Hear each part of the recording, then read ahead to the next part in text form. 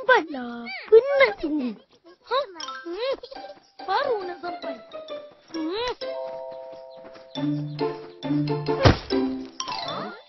Sampai pun. Tengok pukul berapa? Wah, cantiknya. Yang baru ke? Jadi aku beli. Ish, mana yang lain ni? Tak cukup. Entah.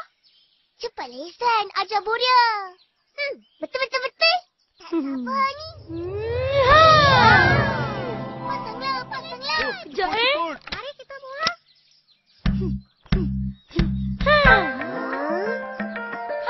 Narilah. La. San, kata nak ajar kita orang. Ikutlah. Apa lagi?